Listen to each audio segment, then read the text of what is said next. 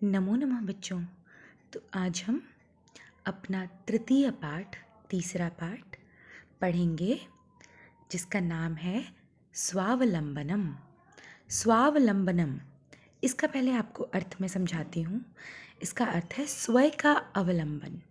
अब स्वयं का अवलंबन क्या होता है? स्वयं पे भरोसा करना, स्वयं पे विश्वास करना, या आप कह सकते हो स्वाभिमानी होना। एक और शब्द है इसके लिए, आत्मविश्वासी होना। क्या आपको स्वयं पर सबसे अधिक विश्वास है? आप स्वाभिमानी हो, किसी के आगे किसी भी काम के लिए आप झुकते नहीं हो, अपना काम स्वयं करते हो। इन्हीं सारे शब्दों को जोड़ के जो शब्द बनता है बेटा, उसको हम कहते हैं स्वावलंबन। ठीक है, अब ये पाठ क्या है, आओ आगे पढ़ते हैं। अच्छा, एक चीज़ आप यहाँ पे और देखो, यहाँ लिखा हुआ है संख्यावाची शब्दाः। इस पाठ में आपको संख्यावाची शब्द भी बहुत सारे देखने को मिलेंगे। संख्यावाची शब्द क्या होता है? जैसे आपने 6th में पढ़ा था संस्कृत में संख्याएं, काउंटिंग, आपने 1 से लेके 20 तक 6th में पढ़ा था।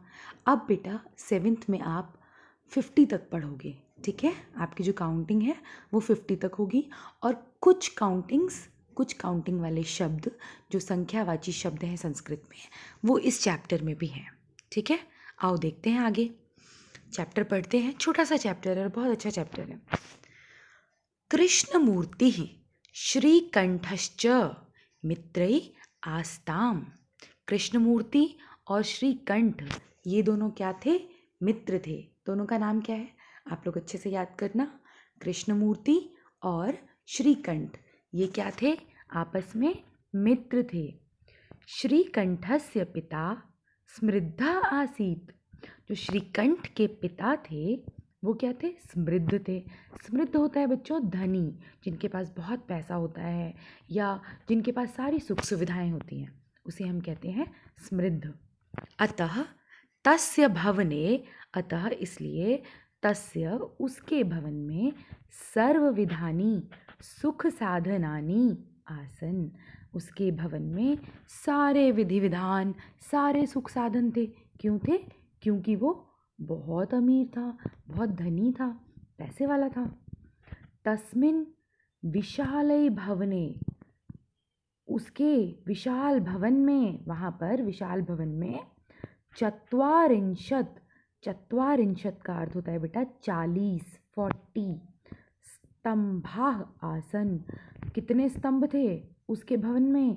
40, चत्वारिंशत् स्तंभ थे। तस्य, वहाँ, अष्टादश प्रकोष्ठेषु, अष्टादश ये आपको पता है क्योंकि आपने पढ़ा है 6th में। 18 प्रकोष्ठ होता है बेटा कमरे। ठीक है, तो प्रकोष्ठेषु हो गया कमरे, बहुत सारे कमरे। कितने कमरे थे? अष्टादश, 18। 50 गवाक्षाः, गवाक्षा होता है बच्चों खिड़कियाँ। 50, 50, 50 खिड़कियाँ। चतुश्चत्वारिंशत् द्वाराणि, चतुश्चत्वारिंशत् होता है बच्चों 44, 44। ठीक है, इतने क्या थे? द्वार।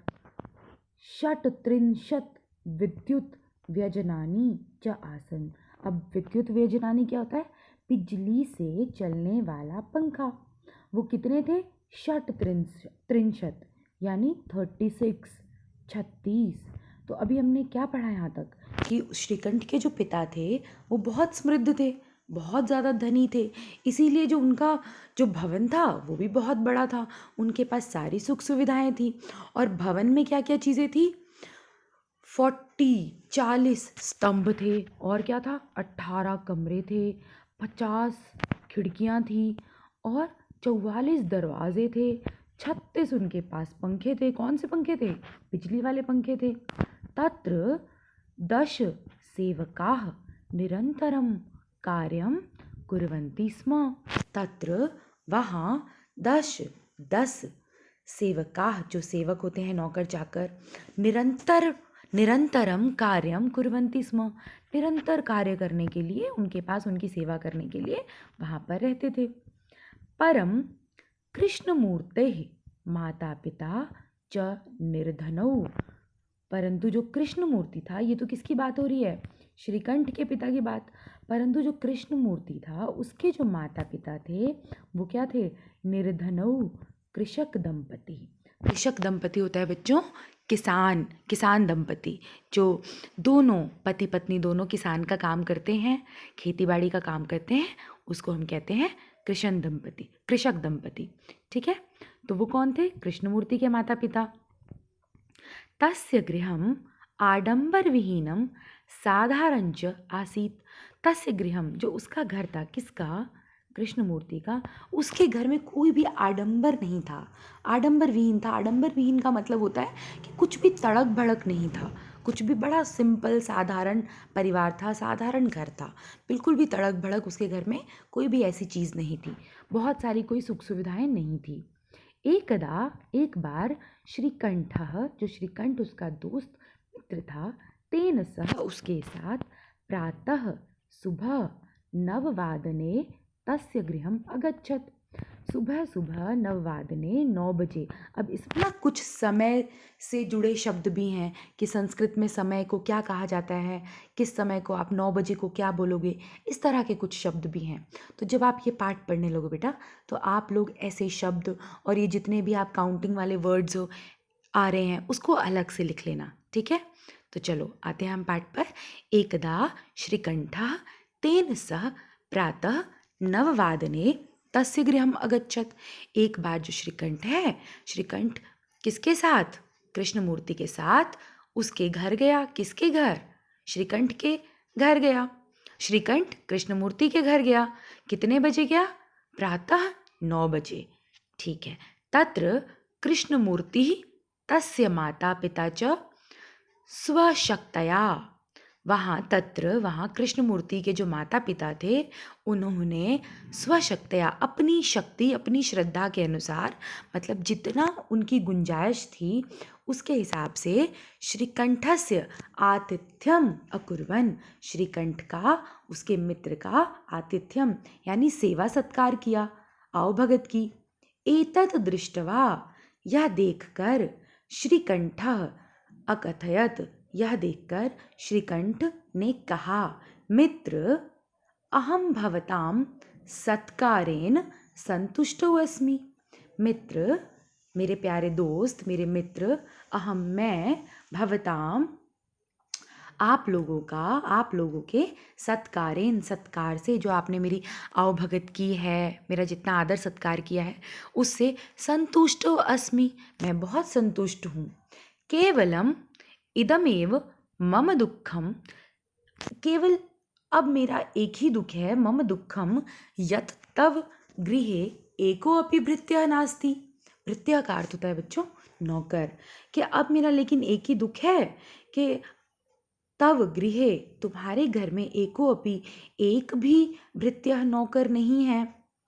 अब वो उनके सत्कार से तो बड़ा खुश था, वो उसने उसके लिए धन्यवाद भी किया अपने दोस्त को, दोस्त के पेरेंट्स को, लेकिन साथ ही क्या बोला कि मेरे मन में एक दुख भी है कि तुम्हारे घर में एक भी नौकर नहीं है।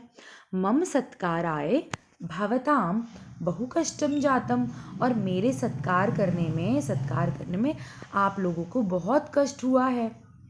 मम गृहे, मेरे घर में, तु बहुवः कर्म कराः सन्ति, मेरे घर में तो बहुत सारे कर्म कराह, क्या होते हैं, काम करने वाले, आप नौकर भी बोल सकते हो, तो मेरे घर में तो बहुत सारे काम करने वाले हैं।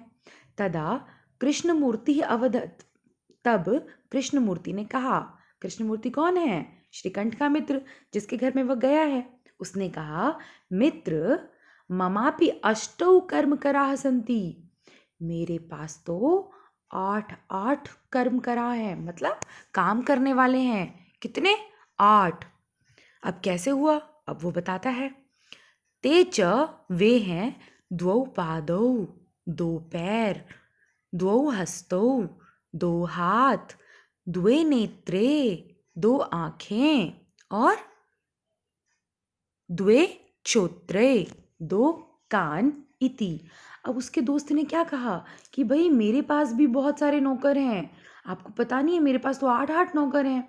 वो कौन कौन से हैं, वो बताए, 2 पैर, 2 हाथ, 2 आँख और 2 कान, इति। ये सब। एते प्रतिक्षणम मम सहायका, और ये जो हैं वो प्रतिक्षण हर पल मेरी सहायता करते हैं।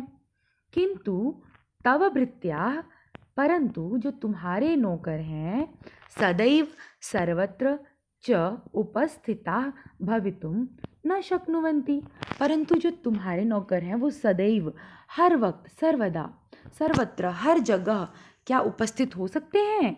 न शक्नुवन्ति, नहीं हो सकते हैं उपस्थित। वो हमेशा तो नहीं हो सकते नौकर आपके साथ।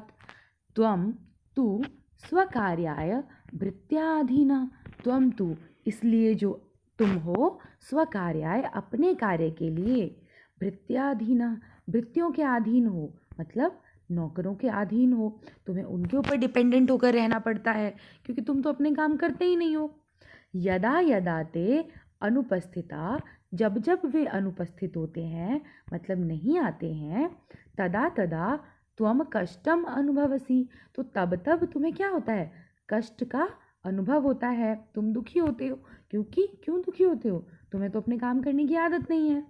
स्वावलंबने तो सर्वदा सुखमेव, और स्वावलंबी होने से सर्वदा क्या होते हैं? हम सुख पाते हैं। अगर तुम स्वावलंबी होगे तो हमेशा सुख पाओगे। न कदापि कष्टम भवति, कभी भी कष्ट नहीं होगा। अब यहाँ पर बच्चों, स्वावलंब का क्या अर्थ है? कि अगर हमें अपने पर पूर्ण विश्वास है कि हम अपना काम स्वयं करेंगे, हमें किसी को नहीं देना अपना काम, हमें किसी पे डिपेंड नहीं रहना। कोई भी छोटे से छोटा काम है, अगर हम वो कर सकते हैं तो हम क्यों ना करें? हम क्यों किसी के ऊपर डिपेंड रहें? अब घर में चाहे नौकर चाकर हों, चाहे पेरेंट्स हो, ऐसे बहुत सारे काम होते हैं हम खुद से कर सकते हैं, लेकिन हम फिर भी मम्मी को बोलते हैं, पापा को बोलते हैं, है ना? अब क्या होता है, ऐसे हम डिपेंडेंट हो जाते हैं। अगर आप अपना काम गलतियों के साथ भी सीखोगे बच्चों, तो सीखोगे तो सही, और हम गलतियों के साथ ही सीखते हैं, है ना? इसीलिए कहा कि जो स्वावलंबी होते हैं वो सर्वदा क्या पाते हैं? सुख पाते हैं। न कदापि कष्टम भवति, उन्हें कभी कोई कष्ट नहीं होता। श्रीकंठा अवदत्, श्रीकंठ ने बोला, मित्र तव वचनानि, तुम्हारे वचनों से, वचनों को, श्रुत्वा, सुनकर, मम मनसी महती प्रसन्नता जाता, जो मेरा मन है महती, बहुत प्रसन्न हो गया है। तुम्हारे वचनों को सुनकर मेरा मन बहुत प्रसन्न हो गया है। अधुना अहमपि, अब मैं भी, अधुना अब, अहमपि, मैं भी, स्वकार्याणि, अपना कार्य, स्वयमेव, स्वयं ही, कर्तुम इच्छामि, करूँगा और करने की इच्छा रखता हूँ। अब तुम्हारे वचनों से तो मुझे क्या हुआ, तुमने जो इतना सब मुझे बताया, इसको सुन के मेरा मन बहुत प्रसन्न हो गया है। अब क्या करूँगा, मैं आगे से अपने सारे कार्य खुद करूँगा। अब मैं अपने सारे कार्य करने की खुद ही इच्छा रखता हूँ। भवतु सार्ध द्वादश वादनमिदं, भवतु, अब ना क्या हो गया है? सार्ध, सार्ध होता है बच्चों आधा, द्वादश वादन यानी 12 बजे, 12 और आधा 12:30। अब 12:30 बज चुके हैं। सांप्रतम गृहम चलामि, मुझे घर की तरफ चलना चाहिए, या मैं अब घर को जाता हूँ। ठीक है, तो आप लोगों को ये बहुत अच्छे से समझ में आया होगा। छोटा सा चैप्टर था। अब इससे हमें सीख क्या मिली बच्चों? कि देखो, दो दोस्त थे, एक बहुत ज़्यादा धनी था और एक बहुत ज़्यादा निर्धन था, लेकिन एक के पास क्या था? एक के पास आत्मविश्वास था। उसे पता था कि मैं स्वावलंबी हूँ, मुझे किसी की आवश्यकता नहीं है अपने कामों के लिए, मैं स्वयं में परिपूर्ण हूँ। और एक को नौकर चाकर की आदत थी, परंतु उसने उसे भी स्वावलंबी होने की शिक्षा दी। उसे सिखाया कि आप नहीं, अपने छोटे बड़े सारे काम आपको स्वयं करने चाहिए। ठीक है ना बच्चों? चलो, आपको समझ में आया होगा। आप इसके सारे शब्दार्थ भी पढ़ लेना। ठीक है, धन्यवाद।